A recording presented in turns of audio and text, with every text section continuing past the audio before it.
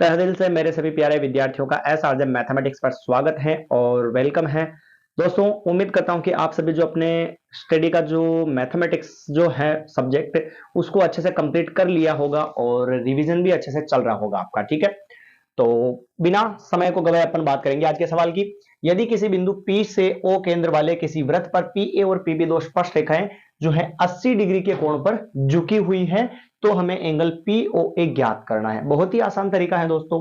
ठीक है, कैसे ज्ञात करना है? सबसे पहले बना लेते हैं अपन, यहां पर चित्र बना लेते हैं। तो जैसे कि यहां पर कहा इसने एक वृत्त, ये बना लिया अपन ने, एक वृत्त बना लिया। वृत्त बिंदु P से O केंद्र वाले, बिंदु P से O केंद्र वाले किसी वृत्त पर PA और PB दो स्पर्श रेखा है। एक तो PA स्पर्श रेखा है और दूसरी क्या है? PB स्पर्श रेखा है।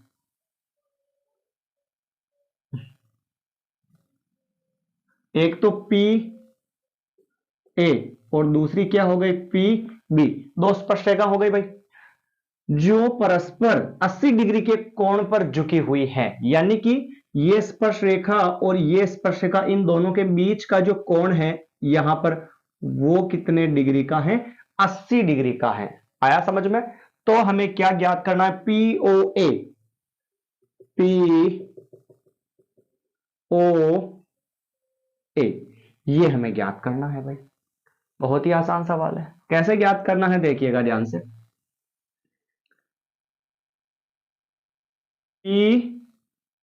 POA, इधर देखिएगा, इसको भी मिला देवे ऐसे। आया समझ में? सबसे पहले अपन क्या करते हैं?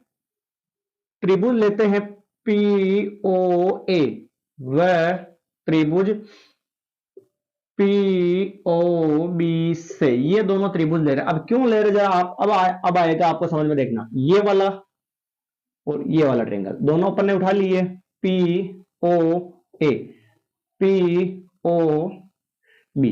एक तो देखो दोनों में उभयनिष्ठ भुजा आ रही है या नहीं आ रही है? दोनों के अंदर उभयनिष्ठ भुजा आ रही है। दूसरा, स्पर्श रेखाएं दोनों आपस में क्या होती हैं? बाहरी बिंदु से खींची गई स्पर्श रेखाएं दोनों आपस में बराबर होती हैं। तीसरा, एक ही वृत्त की त्रिज्याएं आपस में बराबर होगी। तीनों कारण मिल चुके हैं तो दोनों त्रिभुज आपस में क्या हो जाएंगे? सर्वांगसम हो जाएंगे। फिर दोनों त्रिभुज आपस में सर्वांगसम होंगे तो उनके संगत जो कोण है x और y, ये भी आपस में क्या होंगे? बराबर। x और y का मान बराबर हो जाएगा, इसका मतलब ये पूरे का आधा हो जाएगा। अब सर्वांगसम क्यों सिद्ध करें, अभी आएगा आपको समझ में, कोई घबराने वाली बात नहीं है। पहले आपको दिमाग में रखना है कि दोनों त्रिभुजों को सर्वांगसम कर रहा है ना। देखना, तीनों कारण मिल गए। एक तो उभयनिष्ठ भुजा मिल गई, एक ये वाली मिल गई कि दोनों स्पर्श रेखाएं बराबर हैं, और एक ही वृत्त की त्रिज्या है। यानी कि PO बराबर, तो PO बराबर PO क्या आ जाएगा? उभयनिष्ठ भुजा।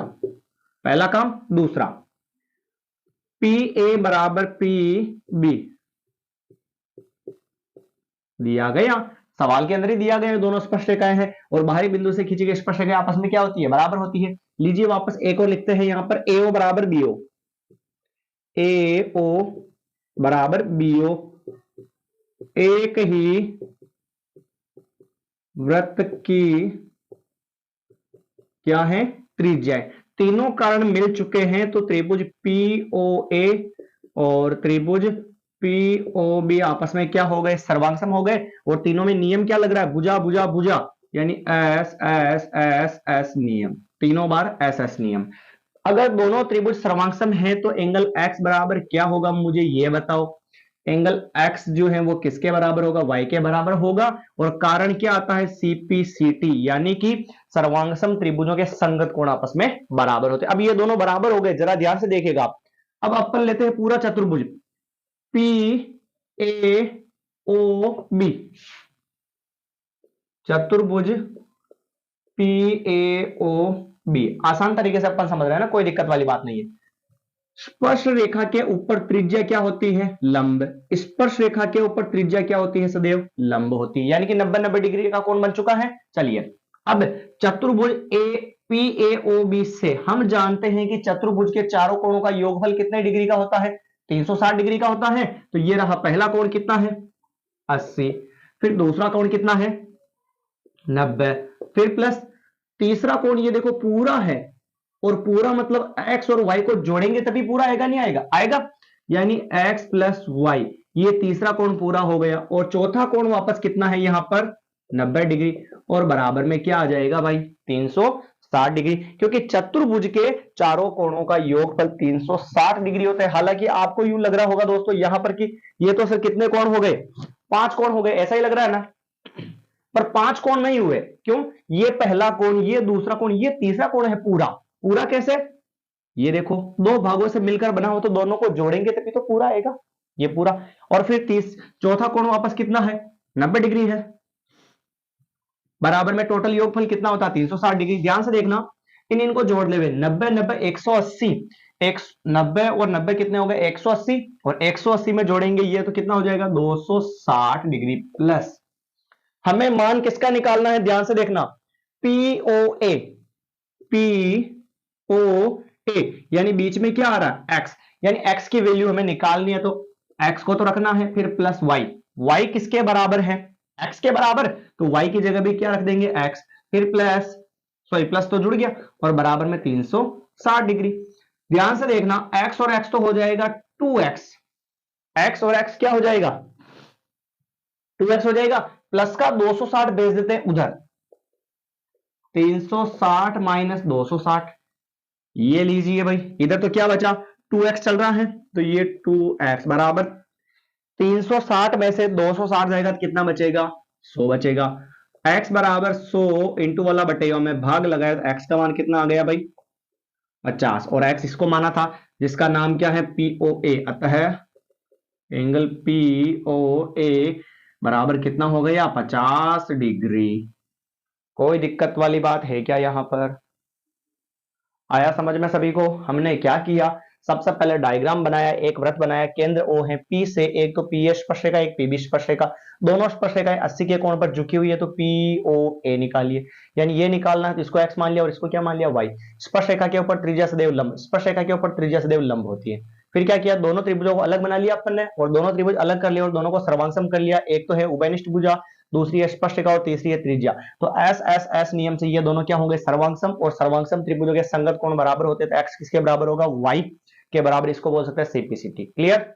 चलिए फिर PAOB पूरा चतुर्भुज लेते हैं हम, तो चतुर्भुज के चारों कोणों का योगफल 360 डिग्री, तो पहला कोण 80, दूसरा 90, तीसरा x प्लस y और चौथा क्या है 90 और बराबर 360। 80 90 और 90 को जोड़ा 260, x का x, क्योंकि हमें POA निकालना है जिसमें x आ रहा मतलब y को गायब करना पड़ेगा, y को गायब करना है तो x का तो x और y किसके बराबर है x के बराबर, तो यहां पर x लिख दिया, x और x कितना हो गया 2x, प्लस का उधर चला गया माइनस में घटा लिया तो आ गया 100 और इंटू वाला चला गया बटेओ में, तो POA हमने x को माना था तो POA का मान कितना आ चुका है दोस्तों यहां पर 50 डिग्री आ चुका है। तो ये था आज की क्लास का पहला इंपॉर्टेंट सवाल।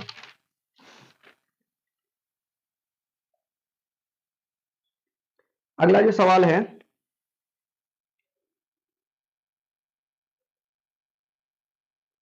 एक तो है और P और PB स्पर्शरेखाएं हैं, AOB 90 डिग्री के ऊपर झुका। अगला सवाल देखते हैं।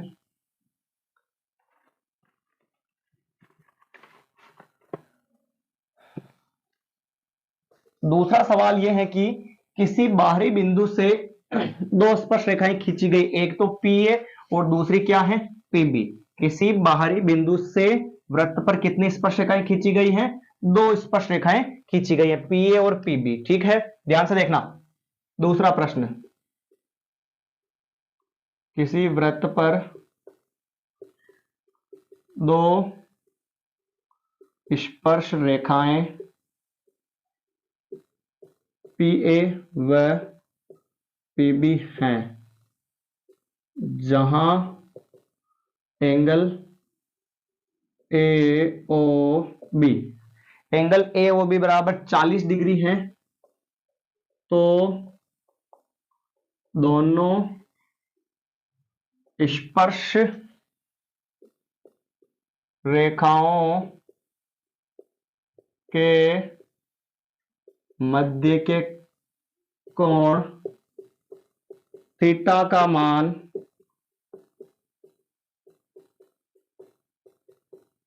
क्या होगा।